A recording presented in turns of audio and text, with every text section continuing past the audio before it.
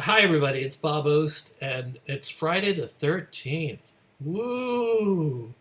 Is everybody scared? I've actually found that Friday the 13th have as many bad things happening as any other day of the year. So I was like, fine, it's Friday the 13th. Here we are. And actually, Friday the 13th, and we have 52 people in the room. I think that's darn good. So I count myself as very lucky on this Friday the 13th. Um, I'm Bob Ost. It's Theater Resources Unlimited. It's our community gathering, which we do every Friday and have done every Friday since April 17th, 2020, which makes this, I believe, number 104 or 105. I have to double check that. So it it's a challenge to find things to talk about every single Friday for 104 consecutive weeks. But we're in a pretty interesting business. Theater and artists are interesting people, and there's always things to talk about. Thankfully, and today we're moving away from some of the conversations that we have about COVID and creating things in isolation and coping with being in isolation and coping with not being able to go out. Now we're back in some form of live theater again. Live theater performance is back. Um, COVID is still with us, let it be said, but it's not as deadly as it was. And so I think most of us are a little bit more comfortable going out into the world and being with other people. Um, I'm still all in favor of masking, and I'm still all in favor of people being vaxxed and boosted. Um, those of you who disagree with that, what can I say? People will do what people do. Um, I do think that it's for the greater good is the reason why many of us get vaccinated. It protects other people as well as ourselves. So here we are, ready to talk about a show that is having a live performance here in the city. Um, a show that I was interested in to begin with because I know the producers; they're all friends of mine. But I'm learning a lot of even more interesting things about this show. Um, I, guys, believe it or not, I didn't know that it started in Edinburgh. Everybody in this room wants to know how to make a show travel from Edinburgh to New York. I don't think there's anyone in this room who's interested in knowing that story. But there's a lot more to this show than just the fact that it was the little show that could. It was a two-person musical that was phenomenally successful in Edinburgh and was brought over here. It was brought over during COVID, so we're also going to look at how that affected things and how much harder, as if it's not hard enough to produce a show, how much harder COVID made it for this show to come in. And we're also going to talk about other things, including the title of this. The title of this conversation is "You've Never Heard Anything Like It," and that's intentional because the show uses technology, sound technology, in an interesting and unusual way. This show is Islander, and I'm going to introduce you now to James Simon and Martin Platt, who are two of the producers. I'm also very excited that Molly Morris, another one of the producers, is in the room with us right now, but she's not able to come on camera. So you're here in spirit, Molly, and I'm glad you're here with us. So James, Yippee! yay! So James and Martin, who would like to take on the history of the play? Who wants to start with I how it? honestly, I think Molly's the one who should talk about the history of the play because she's been affiliated with the play the longest. And if it wasn't for her, we would have never known that this show even existed. But You want Molly said she can't speak. Molly, can you say anything to a us? few things? I can. It's just quite noisy in the airport. You sound fine. Yeah. So, so I saw the show in Edinburgh, and I fell really in love with it. When theaters shut down, I really started thinking about like the philosophy of producing and how we produce and what we produce and the content that we produce. But also, I felt much more aware of being fiscally responsible and fiscally conservative.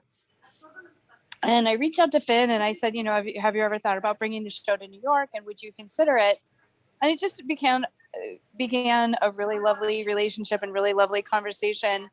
I talked to James and Martin, and everyone kind of seemed to come on board.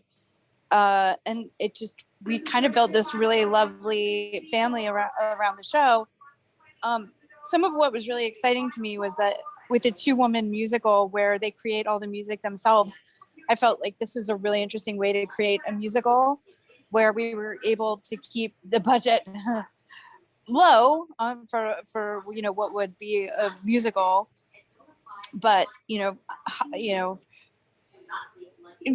grew exponentially from what it was costing them in Edinburgh and that kind of thing. But it's also a show that it takes place on a bare stage and it uses technology, so it's really very tourable. So from the beginning, our conversations included touring and future life of the show. So the one piece of advice I can give to everybody who's going to Edinburgh is make sure Molly Morris comes and sees your show. That's what we have learned from this. It helps. Yeah. Well, the point there really is when you go to Edinburgh, you have to get people in to see your work, whether it's Molly or anybody. James, you've seen other things in Edinburgh, haven't you? Yeah, about 9 years ago, just as a fluke, I went to a play which I knew nothing about, but I thought the title was really interesting, and it was called The Play That Goes Wrong.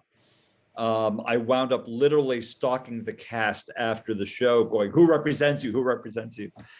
They already had a West End producer attached to it, but I immediately called him up, and I've been associated with the show ever since. So, Martin, when did you come on board with Island? I mean, after Molly saw it and came back and said, "Yeah, but I found this little show. Would you be interested in being a producer partner?" And I said yes, because I've known Molly forever and worked with her and mentored her a bit and stuff. I do want to clarify one thing. It did not start at Edinburgh. The Right. show, Amy Draper, the director, had the original idea, and it was developed on the Isle of Mull and first produced at the Mull Theatre. And Mull happens to be where the whales live in Scotland. And there are 3 whales in Islander. So it started in Mull and then went to Edinburgh and then went to Southwark Playhouse and some other places in the UK. But having produced probably 19 or 20 shows at the Fringe for various reasons, the most important advice I always have is you need to already know what you're doing with your show before you go to Edinburgh. Right. No, the odds of anybody saying, "Oh my God, I have to have your show," are really slim or none. I mean, Helen Milne, who's one of our partners, knew what she was doing with the show after Edinburgh. I mean, they knew the show was good, and she was already reaching out to people about places in London it could go and other places it could go. But starting from a standing stop in Edinburgh is, the costs are way too high to do anything at the Fringe, to not have something in the works afterwards. It's a tough environment. I mean, there's 1,500 shows. Yeah, that's true. Well, let me ask you this. How was the process of bringing it from Edinburgh to New York affected, other than obviously by the fact that we were in shutdown? How did you cope with that? How did Molly cope with that? Molly, if you want to jump in and say that as well too. Well, we really kind of felt like doing a smaller show would be a really great way to aid in theater recovery. But Islander itself had a really exciting kind of life during the shutdown, because they had just done their London run at Southwark Playhouse, and they were planning to go on tour, and it was the tour that got shut down. So instead, when the tour got canceled, that was when they decided to launch their cast recording. So we do have a cast recording that's available, which anybody can go on Spotify or Apple, iTunes or whatever, and listen to our gorgeous music. And was that recorded during COVID, during shutdown? Yep. Mm-hmm. It was also during COVID. The BBC turned it into a radio play, which is really beautiful and such a great way to experience, a live musical. And Dundee Rep made it into a film. So even during the shutdown, it kind of kept going. And we were really excited that we were invited to be the opening show at Playhouse 46, which I would really love for everybody to come and check out, because it's a really remarkable transformation of a space, and it's Times Square's newest theater. I want to actually throw that one at to either Martin or James. I want to know a little bit about how it came to be that you were the first show in this space. How did that happen? It's kind of easy. So a former Broadway company manager named Jennifer Pluff used to work for my former business partner, Dave Elliott, and I. She worked for us for about 3 years, and she's a parishioner at St. Luke's. And when the new pastor came in to the church a few years ago, he wanted something more significant to happen in the theater than what had been going on there for so many years. And Jennifer was a theater person, and Jennifer called Dave and I originally to see if we wanted to run the theater. And then we spent months and months and months with her and some architects and consultants trying to figure out what kind of theater would fit in that room, which was being totally renovated and made into a good space again. Because if you remember the space, it was kind of a proscenium. The ceiling is only 10'6", but there was a 24-inch raised stage at one end, which meant the lighting instruments were 4 inches above the actors' heads, and the first 8 rows of seats were flat on the ground. So 7 rows of people couldn't even see the stage. It was it was just an awful space. Yeah, that's a St. Luke's I remember. Yeah, it's just horrible. Right. And so we went through, and we knew that to make anything viable, you need to have between 150 and 175 seats at the minimum. Otherwise, it's just not a viable space in New York anymore. And I think we discovered after playing around with different things that as an arena space, seating on 4 sides, we could get 170 seats in and have a big performance space, which is about 22 feet by 16 feet in the middle. So we worked on that, and we worked with them on carving out some spaces to get lighting instruments higher up, how to get a sound system in. It was like doing a theater from scratch in a big empty church basement. Now, it's a flexible space. I mean, you're using it with. It's not flexible. Oh, I'd heard that it was. Somebody had said that. It's an arena. You can't use it as an end room because there's nowhere to put people. So, set pieces. I mean, the circle and the square is either in the round or it's 3/4 thrust. So there's possibilities of actually having set pieces in that kind of space. How do you use this space, which is basically a theater of the round? I mean, this show has no set pieces, but it's like Arena Stage in Washington. You don't have big set pieces. You save so much money. You could have a door frame, you could have a little bit of a window frame somewhere, but you don't really. It's about actors now. It's about actors, maybe furniture, but it's not about scenery. So you wouldn't do Phantom of the Opera there. You could probably do an interesting Phantom of the Opera there without all that scenery. There you go. Might be better actually, but yeah. James, how about you? When you saw the space and you realized that it was going to be in the round, did you have any thoughts about that, or did it interest you, or did it challenge you? Well, both. It was interesting and challenging, because when you think of what theaters are available in New York that you can do in the round, they're extremely limited. I mean, there's Circle and the Square, right? I mean, you used to have the others, Circle and the Square downtown on Bleecker Street, but that hasn't been a theater in like 30 or 40 years, or whatever that theater was down there. But yeah, I mean, we're basically down to one, and here's an opportunity to stage theater in a unique way, where the audience is close to the actors, the action is right in front of you. And it's a new way of presenting theater. And I think there needs to be, yes, as someone just chatted, Circle in the Square downtown. The ability to expand what theater can look like and sound like. And that's the kind of thing that always I found interesting. And yes, it definitely presents a whole set of challenges. I mean, when we were setting up lights, we're setting up sound, we had to see how it played from the 4 different areas of the audience. When we're setting up our haze machine, because I always say it's not real theater unless you have a smoke machine in your show. That provided a bit of a challenge. And like anything new, you're always kicking the tires when you drive the car off the lot, because there's always going to be things that don't go exactly the way you want. But we've been working them out, and it's working like a fine-tuned machine. And it's a great place to see a show. It's a great place for a director to come in and say, here's a non-traditional space. These are nuances that I can bring into a show that I cannot do anywhere else. So, Islander has always been done in the round. That's also true. So that was part of the package, is they really wanted to do it in the round. And the only other place we could have gone was the gym at Judson. Right. But unfortunately, because of the horrible lack of sound barrier between the sanctuary and the gym, they don't allow anyone to do more than 6 shows a week there anymore. So that kind of took them off. The other things we discovered and did, we're using all LED lighting equipment. For half the instruments, you get amazing flexibility, and there's no heat coming off the lamps, which in a room this small is really important. That's great. And then, but with the light, trying to find a way to light, where do the lights go to get enough of an angle so they're not flat? That was a challenge.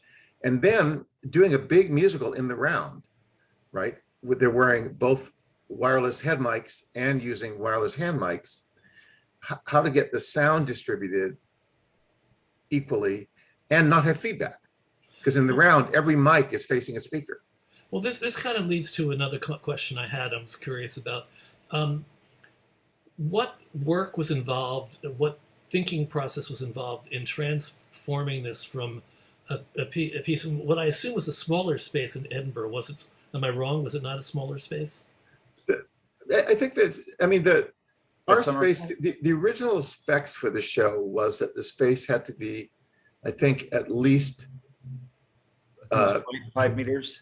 Well, yeah, like 15 feet by 18 feet, and ours is like 17 feet by 22. So it's a bit bigger.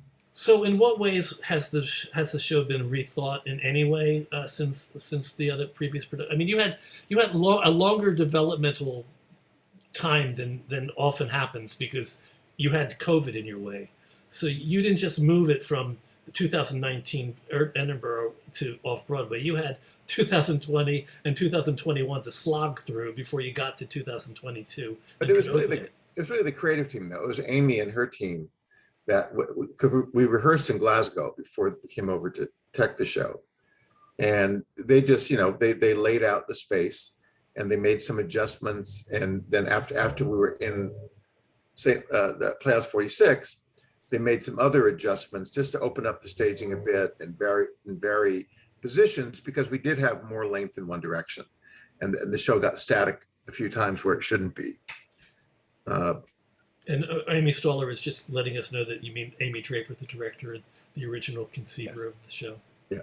And the one thing, so Amy Stoller, who I've worked with on 92 shows, this show was a unique experience for Amy, because as the dialect director on the show, she did a little bit of dramaturgy for us too, which she's great at.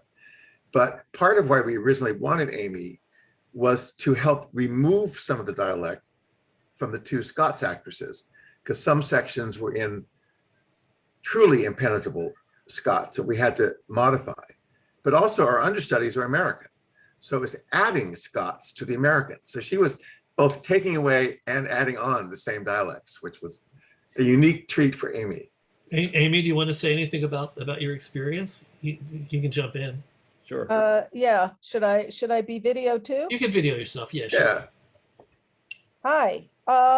There you are. I think my contribution to toning down the Scots was actually largely dramaturgical, and I give full props to the original creative team for having an open mind about it. It took a little persuasion, because they truly did not realize how challenging Scots is as a dialect, let alone an accent. And the accent is one thing, but the dialect, differences in grammar and vocabulary and syntax, and the idiom, certain expressions that they take for granted, really had to be either translated or changed to preserve the spirit, to not violate anything that could happen in Scots, and but could be much more user-friendly for American audiences. And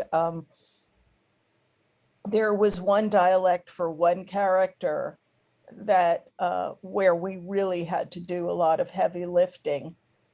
It's called the Doric, and it's a specific dialect from northeastern Scotland, and it's impenetrable even to most Scots, let alone other people in the UK, and Americans, you can just forget it. So there was rewriting with suggestions by me and refinements by the actual writers. And then full props to the original cast, who needed just a few words where I'd say, try this, try this, try. They were right on board with it. They made the adjustments. They were great. And our American cast, our understudies, who are fully prepped to go. In fact, one is on right now, really pulled their socks up. They did wonderful, wonderful work, and were a pleasure to work with. But yes, it was a treat to be able to do both sides of it. That's all I got. Yeah, I will point out quickly that our understudy is not on because of COVID. It's on by pre-arrangement because her sister's getting married in Glasgow tomorrow. Yeah. and So she's also, gone home for a few days. I also wanted to point out, just so people know who think Islander is a two-person musical, it is a two-person musical, but they play over 20 characters. Yeah. Including Wales. Including Wales. We're gonna get Yes. we're gonna get to that in a second. So I'm gonna focus back onto James and Martin. I want to go back to a question I asked you because I don't think it was answered.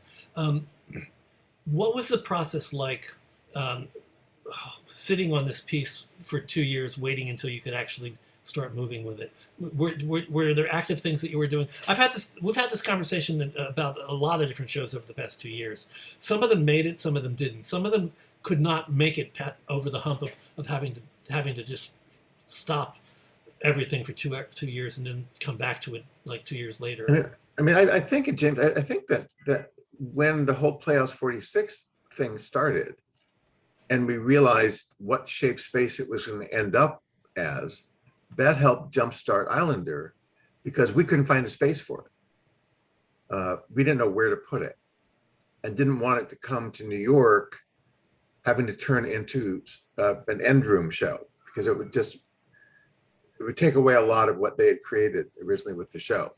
So when we realized the space was probably going to be an arena, that changed everything and sped things up. And when in the process did that become a decision? About a year ago, I think. Okay, so 2019, the show closed in glory, and it got an award and reviews. 2020, what was it like for Finn and the collaborators? Were they just sitting there twiddling their thumbs, or was there anything that anybody could do during COVID? Well, Finn's kind of a big composer, singer, songwriter in Scotland. So he's just writing music. Yeah, he's going to release several solo records. Yeah, and So Stuart, he was busy. He was busy during COVID. and the book writer Stuart is a really great Scottish writer, and he was writing. Amy Draper, the director, had less to do because and Helen, the producer there, who's on our team now, was developing another show which opened about 2 months ago. Well, I also want to state the obvious, because I was trying to push some of this towards that. This had 2 actresses attached to it who were dedicated to it, right? Yeah, they've been doing this play now for 4 years. How many years?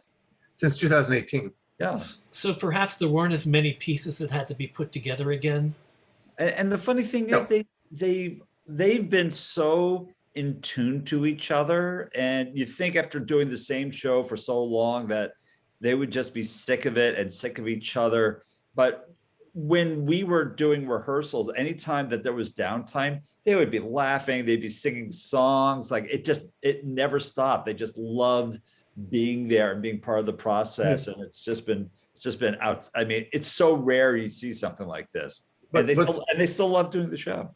what's fascinating about watching them in performance is a lot of the way things start and stop involves having to look at the other person and communicate really simply that you're going to do something. And it's amazing to watch this because it's so tiny.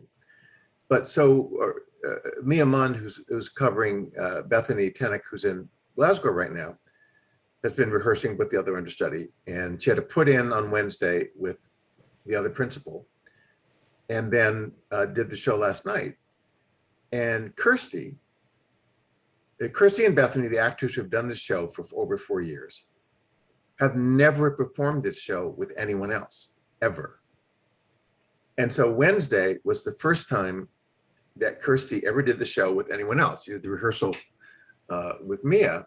And after the rehearsal, she just said, this is very strange. I was really worried about all of this. And everything was exactly the same as with Bethany, except when I looked across the room, a different face was there. And it was really kind of wonderful. And Mia and Cara both have learned all the same little tricks of how to cue the other person into, we start now. Because it's fascinating. So again, the 2.5 lost years, Molly immediately had a vision of bringing this to New York right after the show closed, or towards the end of the run, or whatever. It was pretty fast. Then something must have started that was stopped in March. Were any wheels? Okay, I have to confess, Bob, I know the narrative you wish this was. That's okay. However, at the point that Molly came back from that and decided she wanted to do it, and she talked to Finn and Helen and Amy, and they were all just talking about, would this be possible? And then finding out if the actors still wanted to do the show. Then we had to option the script for America. And I would say, and Lee Felshun's the attorney, but that process took at least 6 months. Oh, okay. And it was not slowed down by COVID. It was just slowed down by the normal agents and we want this, no, you're not going to get that. The whole process. But that took a long time. And negotiating the director contract. Well, that's valuable. That's great to know. So it may not fit into the narrative that you think I want. That you think I want to, whatever. But I just basically wanted to know how the process worked. I have people in the room who have all talked about, I'm going to take my show to Edinburgh, and I want it to be a stepping stone towards something else. Sure. So you said it at the beginning, Martin. The most important thing is don't take it to Edinburgh without knowing what your plan is. But I think it's the same, Bob. We've talked about this in other panels I've done. Like when you do a reading in New York, if you don't know why you're doing the reading, you shouldn't do it, because no one's going to walk in the door and say, gee, I want to produce your show. You have to have some people primed who who you've met, who say it's interesting. Same in Edinburgh. It's reaching out to either some of the big producers in Edinburgh, like Richard Jordan, or people that bring a lot of shows there, and try to get some pre-interest, and maybe find a small theater someplace in England that says, we'll take your show after Edinburgh. That'll be fun. So you've got something on the hop already. Because again, it's such a big marketplace. And, any of us, when we go to Edinburgh, we open the big book with all 1,500 shows in it. And it takes you 3 or 4 hours to do this, but you go through the whole book and you can immediately find the shows you're going to see, because they're done by small companies in the UK that you've been following for years. So everybody, the first 20, 25 shows they're seeing, nothing new is going to get into that. And then you've got to figure out what your show has that's really going to stand out.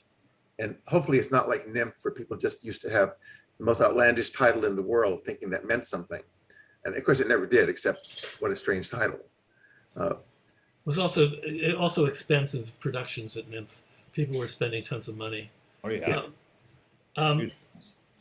So this is a good news conversation, because what you're saying is, unlike so many other people that I've spoken to who were completely frustrated and stopped during COVID, this was a piece that knew where it was going and was able to relax and wait for the right moment. There was no drama about it, or was there? Well, I mean, if Was I there could any tearing of hair or wrenching of garments? one of the things that really attracted me about this show in relationship to COVID, which I think made it so attractive to come in as a producer, is because my feeling was through the period of COVID, you've got a lot of theaters, obviously, that have been closed. They've had no revenue for almost 2 full years. So they're going to start up again. And my feeling was, well, if you're going to bring your subscribers and you're going to bring in new ticket buyers, almost every regional theater in this country wants to do a musical. Problem is, you've had no income, so you can't really afford to do a big musical, big sets, big orchestra. What could you do?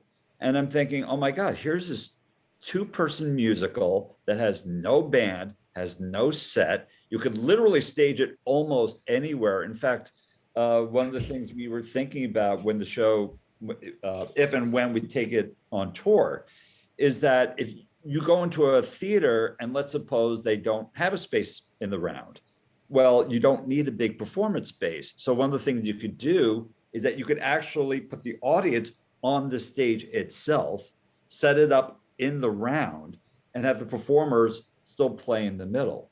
So I thought that here was a show that was just really easy to do in a post-COVID situation.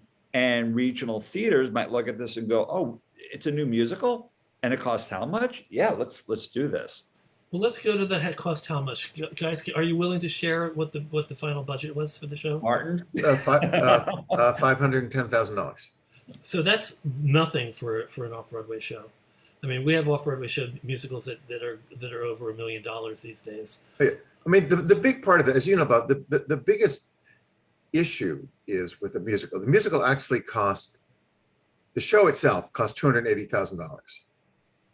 The other $230,000 was advertising and the reserve, because our rule of thumb is you should have 3 weeks of operating costs in reserve, plus you're going to have to cash flow in a small off-Broadway show $50,000 of expenses you're paying in advance. When you book ads, we got a really great deal on our lighting and sound rigs by paying for 10 weeks up front. So it's not part of your show budget, but you're spending weekly expenses way in advance. So you need a huge reserve fund, A, to get through previews, and B, be able to pay things forward, which you're going to have to do. That's what's really driven up the cost, is just all of that. Well, let's go back to some of the nuts and bolts.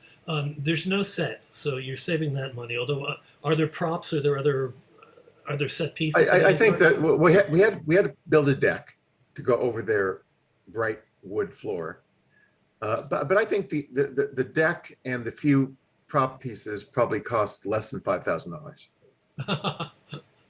Okay. When you're producing any show, and you know what you can spend and you know what you can bring in, you have to make certain decisions about where the money's going to go, and that's what the general manager does. It's one of the things you do. So the bulk of your budget, theoretically, and you'll tell me that I'm wrong, but theoretically, what one would assume went into your sound design and your soundscape, and the sound technology. Actually, no. Well, okay, I know you tell us. Bob, yes and no. Okay. So the looping equipment, which is equipment that records things they're singing live, and then they layer it live and record it, and then play it back and sing more over that. So, but the sounds they loop replace the orchestra, but they do it for every single song in the show. They start the song and then they create the accompaniment live, then it goes into playback. So that's a whole element. The machinery to do that, we bought at the exorbitant price of $900 combined for both units. It's not expensive technology. And, it's a four-wall situation. There's nothing in the building. But our sound rig, which is extensive because of all the speakers and so on, and we have 2 wireless handheld mics, and they both wear wireless head mics also, is about $2,000 a week. And our lighting rig, which is about 90 LED units and control. We also had to put in the house lights ourselves because theater didn't have it and they ran out of money. They didn't have house lights? Well, they've got, church basement lights. Okay. And that cost us about $2,000 a week. So it wasn't really a big chunk of money. Here's what was a big chunk of money, Bob, about the sound, because it's so important in the show. We hired a wonderful young sound designer, African-American sound designer, who had done Broadway, off-Broadway. Everything was great. And then she had some personal issues arise, and she had to withdraw from the project. And so I had just done a show at the Mint with a wonderful associate sound designer who worked with Lindsay Jones. And I said, let's see if she's free, or let's see if they are free. And they were free, and we engaged them. And a week later, another show she was doing before COVID decided to go ahead now. So she had to withdraw. Then we didn't know what to do. So I reached out to Lindsay Jones and Scott Learer, one of the great Broadway sound designers. He said, here's where we are. We go into tech in 10 days. And we don't have a sound designer, and we have not gotten the show out to bid yet. And I'm glad I pushed. You finally got to drama. Okay. Yeah, and so we went through some names, and the designer that we really liked and that Finn, the composer, really liked was a gentleman named Sam Kuznets, who's worked all over, great guy. And Sam came on to do it. And Sam, we got a great assistant for him, ready to go. And what Sam had always said was, I'm doing the sound design for a show in Paris. So I won't be here for the load in, but I'll be here for the quiet time and creating the system and for all the texts and previews. So it's not a problem. And my assistant can do the load in. Great. The morning he was flying back, he tested positive for COVID in Paris. So at that point, we had a long conversation and said, well, Kevin, his assistant, could become the co-sound designer, which ultimately meant they both got the full fee for designing the show. Sam finally came back. I think he got back to town for the 3rd preview. And then, so sound was drama. And then they decided they needed subwoofers. And we already thought we were over budget, but we got the subwoofers because they said, no, it really will make a difference. So and what are your weekly running costs? About or what percentage of the house do you need to sell in order to break even each week? Well, those are all trick questions. The running costs before royalties are $43,000. So to break even, if they were all full price tickets, you have to sell about 45%. So they're never all full price tickets, are they? I mean, you taught the foundations class for years for me, and I think that we always used to tell people that 65% is probably the sweet spot for break even. It really should be 50 or below. Otherwise, your show doesn't really have a chance. But given the realities of how many tickets you have to give away and how much discounting you have to do, but that's a different number. That's a different number. Okay. But I think that, so the issue that drama. So I guess to the room, I want the room to know if they're budgeting their show and they know what their weekly running costs are. What is the capacity that they should try to reach in order to break even each week? I mean, what I've learned over the years is, so you do the budget. Budgets are always based on full price tickets, and full price tickets should say that you break even between 45 and 50%. What that means is you'll break even at around 75 to 80% if you're selling a lot of discounted tickets, and that's kind of where it falls.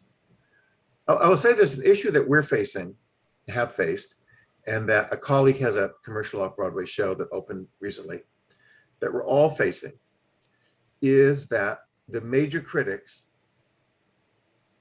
it's not just the Tony Award season and those shows, they just don't really take commercial off-Broadway seriously. They didn't before the pandemic, and they really don't now. Well, that's also another conversation for another day. The fate of off Broadway. But what it Status. does is it means that, you know, they would not dare miss a show the public did, or Manhattan Theater Club, or Second Stage, because the millionaire board members would come stomp on the newspaper. But for all the other shows, it's really hard. I mean, the Times is reviewing our show next week. I won't say which day, a month after it opened. 2 weeks after, actually 2.5 weeks after they went to a preview of the last Broadway show they covered. They've been doing nothing. And that's the reality, and that hurts your sales. Because we got reviews, opening night, the reviews we got, we could have written ourselves. They were the reviews you fantasize about when you produce a show that you know no one will write. And I opened my phone that says the best new musical in New York. You know, but that doesn't mean anything because it's not the New York Times, it's not New York Magazine, it's not New Yorker, it's not Time Out, it's not Variety. And that's just the reality of the marketplace we're in. So we'll see what the Times says. So, James, I see you answered Donald Loftus's question in chat, but let's take this question to both of you. Do most producers assume that they will recoup their investment, and what is the reality? Well, I mean, I can only tell from my personal experience of investing in shows, most producers will tell you that certainly in the realm of Broadway, only about 20% of shows either break even or make a profit. I mean, your odds are, you know, that's 1 out of 5, which are not great percentages. And that's why when I go to investors, I always tell them, look, this is a high risk investment. Hopefully you'll have a really good time doing it. You know, we'll have some fun doing it. It will present some great art doing it. We'll make this as a wonderful experience as possible. But if you're looking to make money on it, you know, unless you've got Daniel Craig or Denzel Washington, or you got your hooks into somebody big, it's going to be a challenge. That's just the reality of the business. You do this because you love theater. You love the art form. That's got to come first and foremost. If you're just doing it to make money, put your money in a bank account somewhere else. And you have to believe in the piece you're putting money into. And really, you know, Yeah. We had a meeting yesterday with most of our co-producers, the big investors, which on our small show is $12,500 and above. And before we went through financials and explained some issues we're having and things we have to do, somebody said, I just want to tell you, I am the biggest fan in the world of this show. And then all of a sudden, the other co-producers, none of whom I actually knew, I knew 2 of them, I said, hi, I'm so-and-so, and I have to argue with that. I'm the biggest fan of this show. I'm the #1 fan. And these are our co-producers who know the odds are they're going to lose their money. That's just, you know, when we raise money for shows, we're kind of like in English investment papers, there's a very specific high-risk language, like English cigarettes say, smoking cigarettes will kill you. That's the warning in England. And investment papers for shows are the same in England. This is a high-risk investment.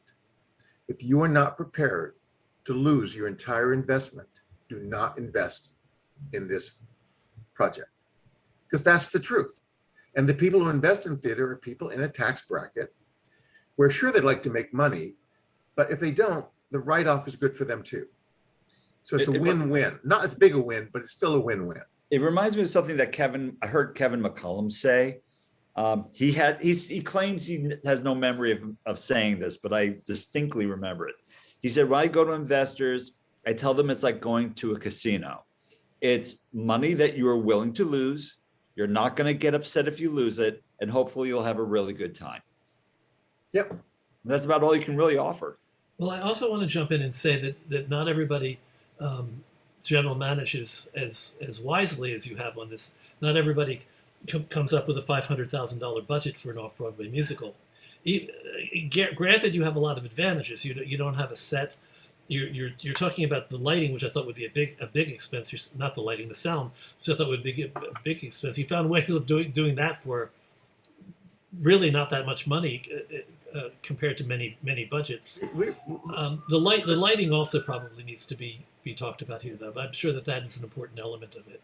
Oh yeah. In terms of, I think part of it as a producer, as producers and as general managers, is you have to be tough with vendors. And they come back with the price and you go, we need all that stuff, but we can't pay that price. So what else can you do for us? And slowly you get to a place like with lighting, we couldn't afford the lighting we needed. And I know the guy at the company went to really well. And I said, okay, this is our number. We can't spend more than $2,000 a week on the lighting. So how do we do that without cutting any equipment? And he said, if you pay me 10 weeks in advance, that I can live with that number. So we did. so it's all a negotiation. Yeah. Yeah. So I mean, part of producing, for everybody in the room who doesn't know it, it's not just raising money, but it's also knowing how to spend the money.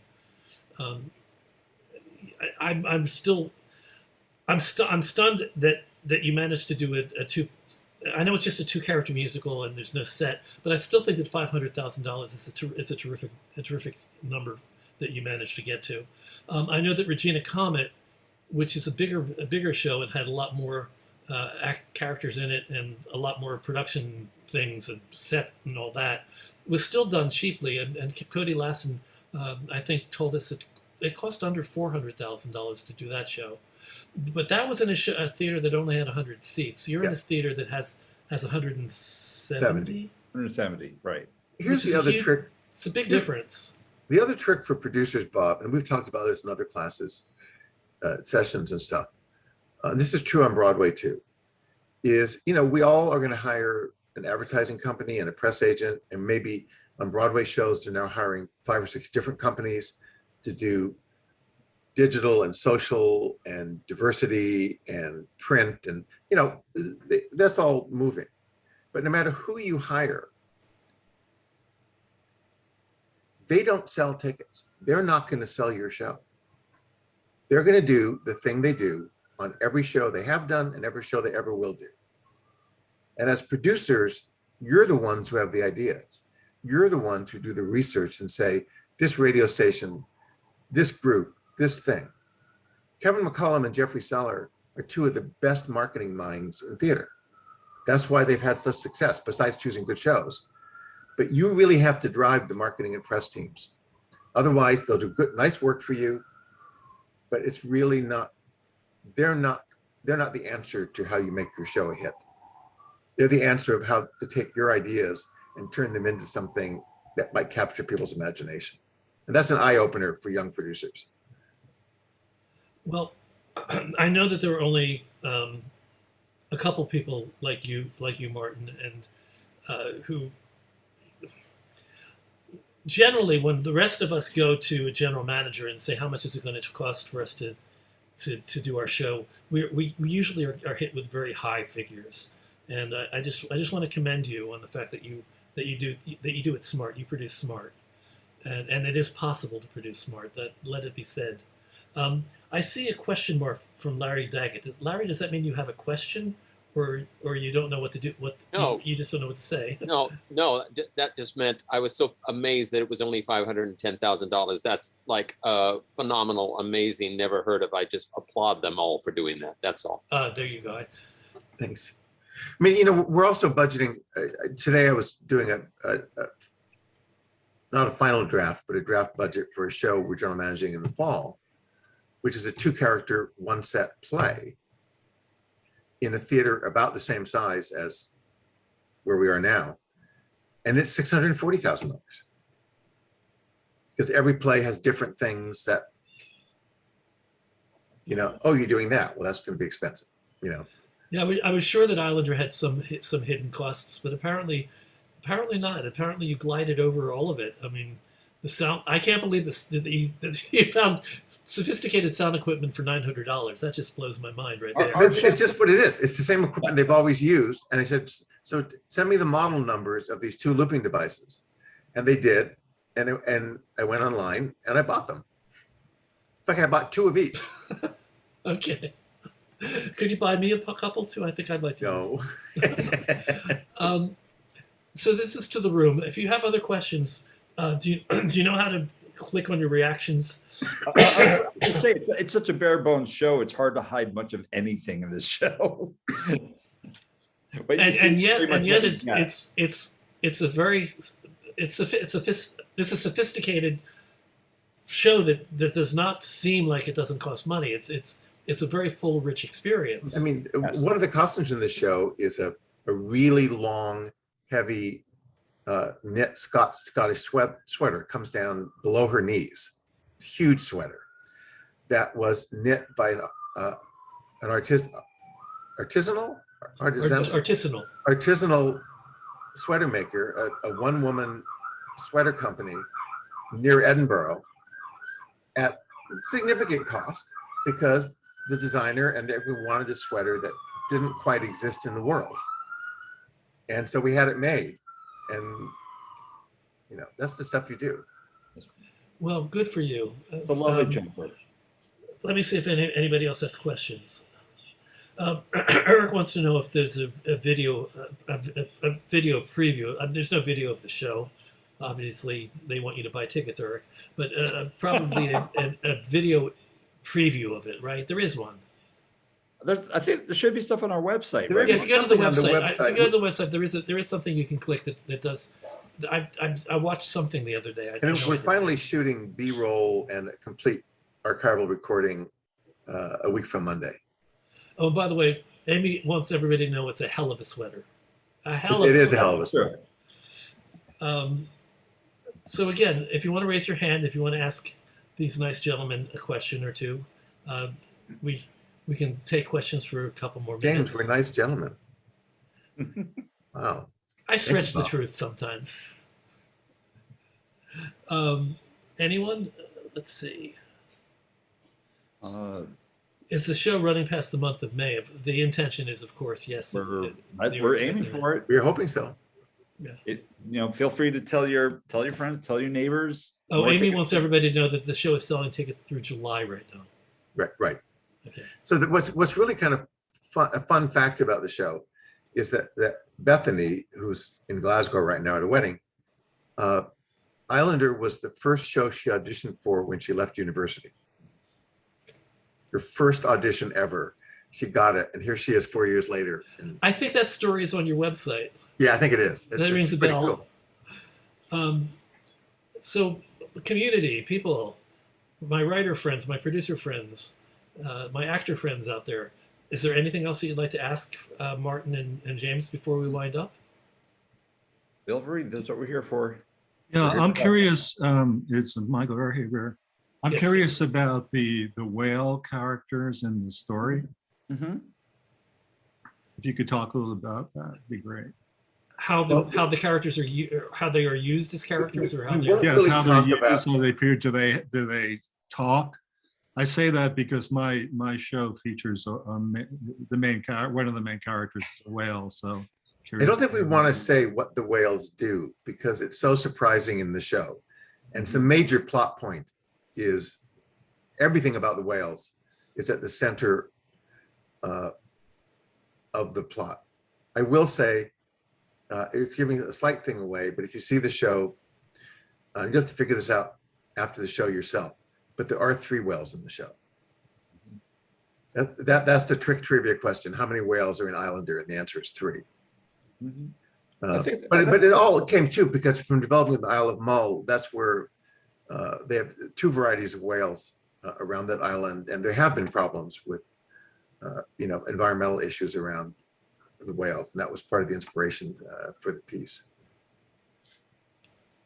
And also the thing about the plot of our show has, and I think one of the reasons it has longevity is because when they originally created the show, people walked away with one kind of context. And then after COVID, then someone saw it as like, is this a reference to Brexit? Because the story of a small island that's being depopulated and whether the local people want to rejoin the mainland. And then people saw this as like an allegory to COVID. And it's like, it just keeps evolving. And the great thing about it is that everyone is right. There's, And- there's there's so many ways to look at it. And I was having drinks last night after the show with Molly and Finn Anderson, who wrote the music and lyrics, and Kirsty, who plays Aaron and 12 other roles. And the conversation got around to all the characters that were in the show at one time or another, but have been cut. I found out there was a dog in the show. There was a French character at one point. There was a Swedish character at one point.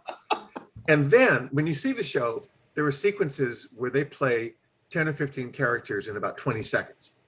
Right. And the show doesn't really even tell you who some of them are. There's obviously different people, but they know exactly who each one is.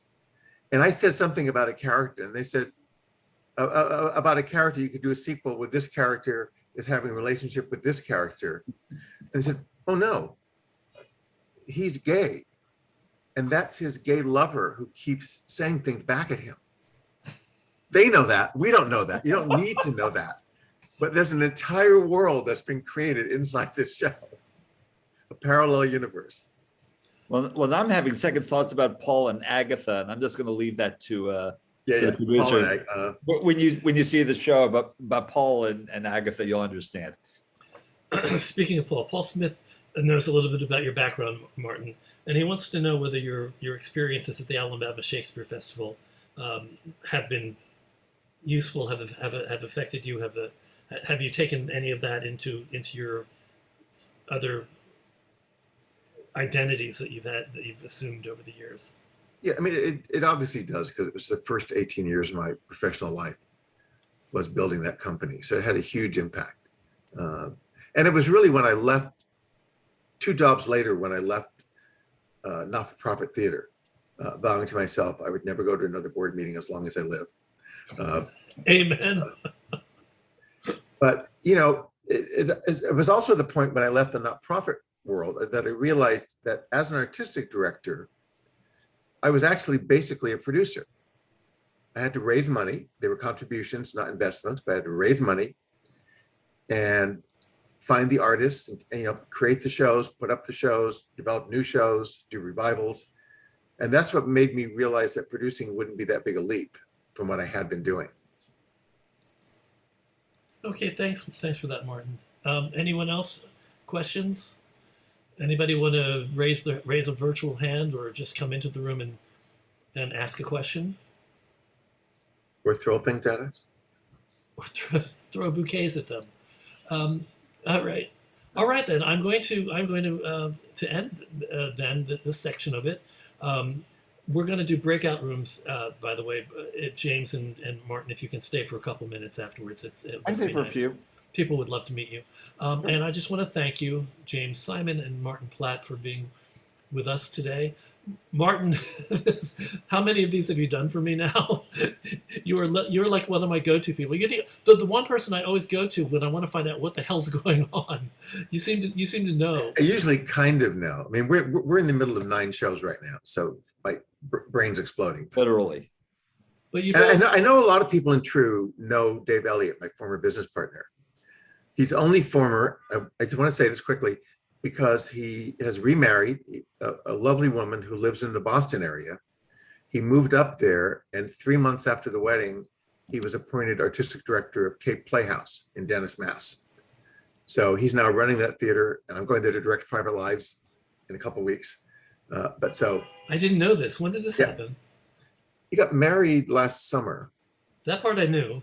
And then he interviewed for the job. They hired him, and he started in January.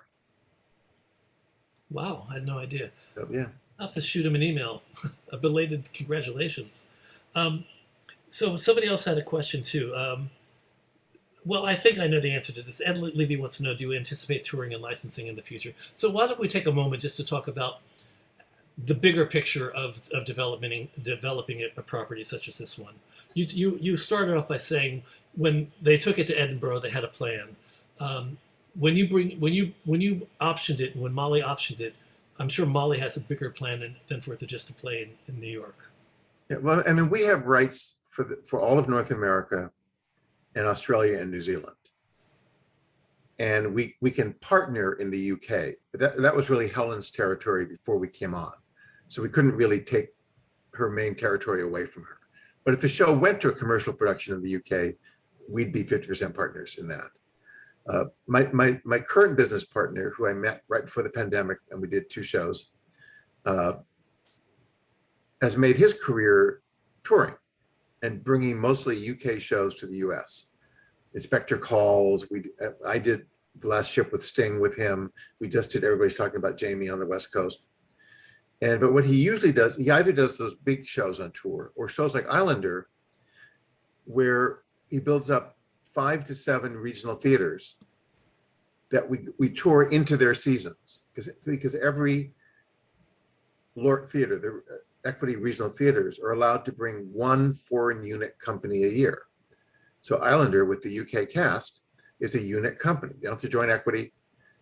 They can just bring the show in and bring it in as a tour, really, into their season. And we play 5 or 6 weeks there for a guarantee. So we know we're going to make money. We don't spend money. The tour will cost us nothing, because it's going to be guarantees of 5 to 6 weeks at 5 to 7 theaters. And that's the model that we use. We have 1 show we're touring next year and 2 years, which is going to come on that tour first and then do a Broadway style tour the next year. Okay, well, I kind of figured that you always have to have something built into your plan. I mean, anybody who opens a show in New York and thinks that that's the only shot that they're going to have is really limiting their possibilities. Some shows don't make their money in New York and do make them on the road. Seussical is always the example we bring up. Yeah. It's the first Broadway flop that became a hit after. So let's see if there's more questions. Oh, Eric wants to know what else we should keep an eye out for that you guys are working on right now.